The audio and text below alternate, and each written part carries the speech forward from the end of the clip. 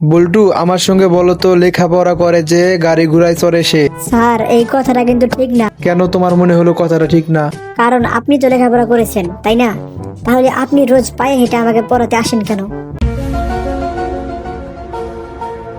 বল্টু তুমি কি ডায়লগ নাকি প্যারাগ্রাফ বলবে? স্যার আমি ডায়লগ বলি। আচ্ছা ঠিক আছে বলো। চল মারবো এখানে, লাশ পড়বে শ্মশানে। কি বল্টু তুমি পাগল হয়েছে? এগুলা কি ডায়লগ বলো? আমি তোর বাপ ফটাকেষ্ট। বলো তো বল্টু, সব থেকে হাসি খুশি প্রাণী কোনটি?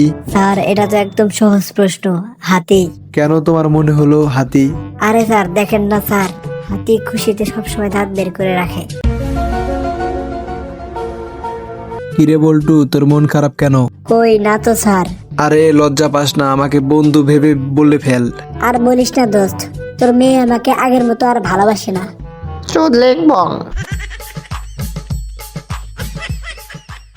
তো বন্ধুরা ভিডিওটা ভালো লাগলে like comment share and subscribe করে দাও প্লিজ।